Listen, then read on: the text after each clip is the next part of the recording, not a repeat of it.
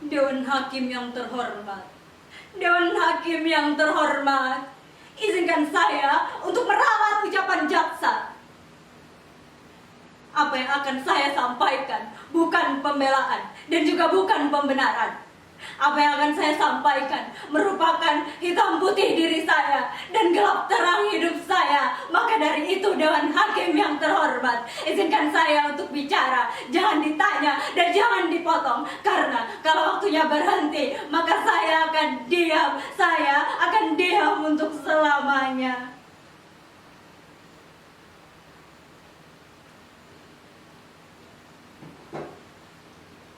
Nama saya Sumarah. Menjadi buruh, babu, budak sudah menjadi pilihan hidup saya. Bertahun-tahun saya menjilati kaki orang. Bertahun-tahun saya hidup di bawah kaki orang. Bertahun-tahun pula saya tahan mulut saya lipat lidah saya untuk tidak bicara. Karena bicara berarti bencana. Bencana bagi perut saya, perut Simbo, dan bencana pula bagi para majikan. Dari kecil, saya tidak pernah berani untuk mendongakkan wajah. Apalagi di Karangsari, desa tempat saya dilahirkan. Hal itu bermula ketika saya di bangku madrasah. Pak Kasirin, guru saya, pernah menjelaskan,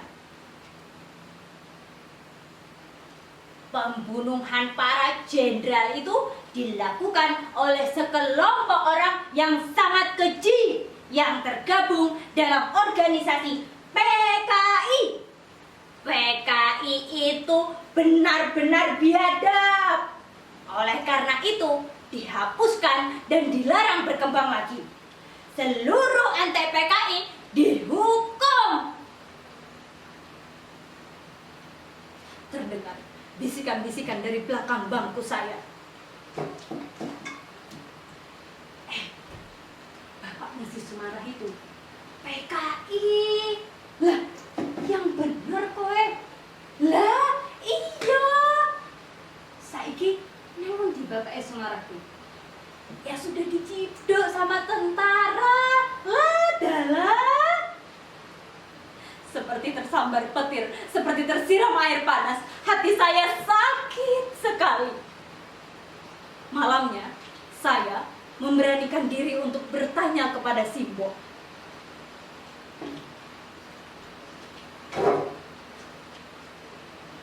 Mbok, apa benar toh Bapak itu PKI? Pertanyaan itu baru terjawab di malam berikutnya. Bukan dari mulut Simbo, akan tetapi Simbah yang menceritakannya. Sambil mengelus-ngelus rambutku, Simbah mulai menceritakan. Bapakmu itu orang sing lugu, Nduk. Bencana itu bermula ketika bapakmu jadi kusir andong. Sebagai kusir andong, bapakmu mengantar siapa saja yang memerlukannya. Salah satu penumpang langganan bapakmu seorang penyanyi bernama Denwasto.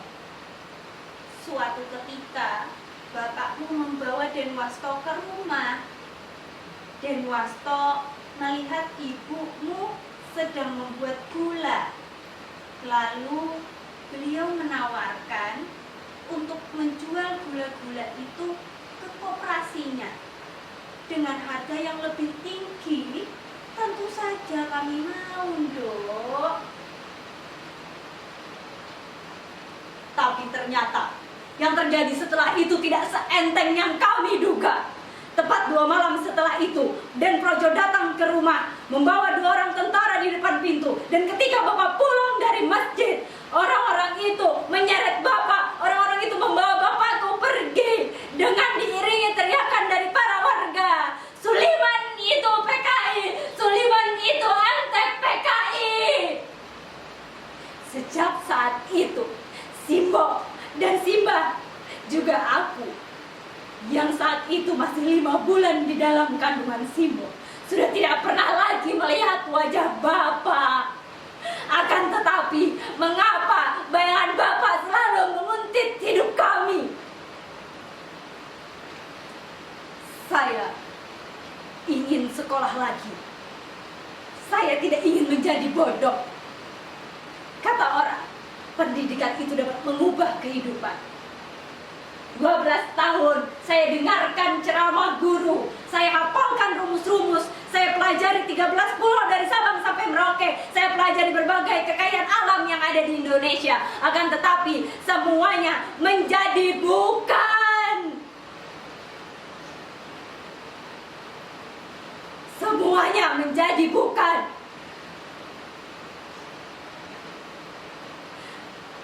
Biarpun saya berhasil mengantongi 3 ijazah, akan tetapi saya masih saja terdepak dari pintu ke pintu untuk mencari pekerjaan.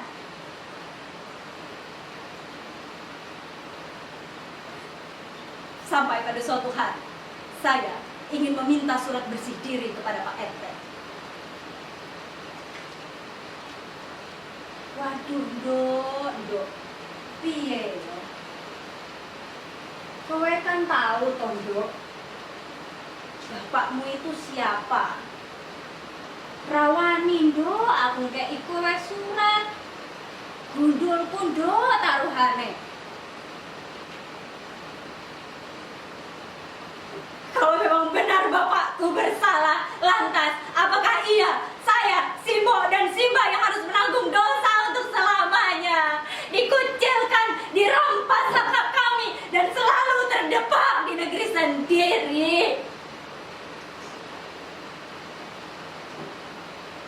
Kemudian, saya bekerja pada seorang juragan beras, Bu Jurwati namanya.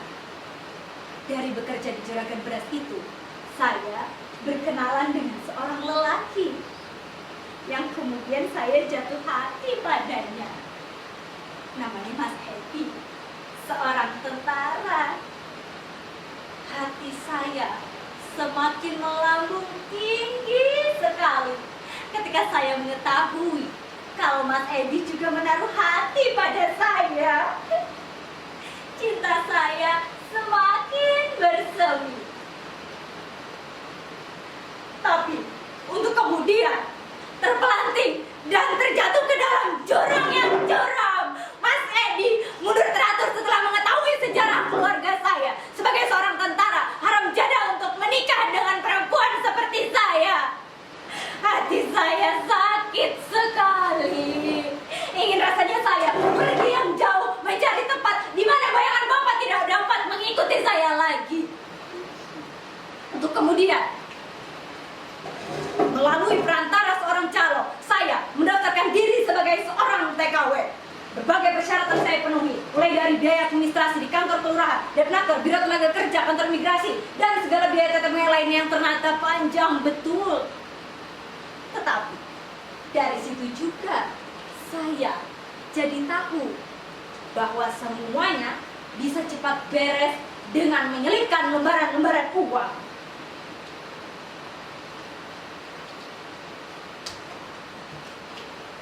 Maka dari itu, jadilah saya Sumara binti Suliman, seorang TKW dengan predikat NEM tertinggi, jadi babu di negeri orang. Kosinus tangan diferensial jadi mesin cuci, teori Archimedes jadi irama menyetrika baju, dan teori pidato menjadi omelan para majikan. Saya pikir saya dapat bermetamorfosa dari ulat bulu menjadi kupu-kupu yang indah. Tapi ternyata Pak Hakim, Sumara tetap saja kandas.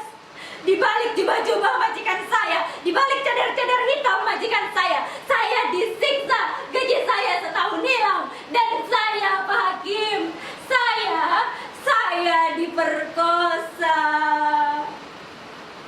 Saya diperkosa seperti budak hina yang pantas untuk dibinatangkan. Bertahun-tahun saya tidak berani muncul di negeri sendiri. Lantas, apakah iya di negeri orang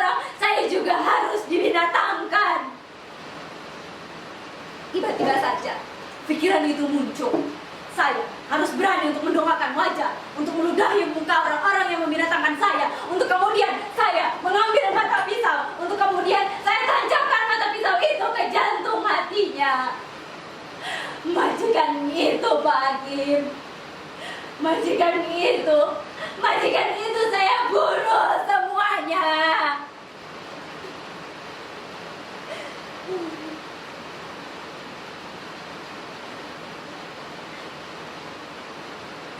Ya, saya tahu betul bahwa saya akan menjadi gelap yang sesungguhnya. Bertahun-tahun saya tidak salah, tetapi selalu disalahkan.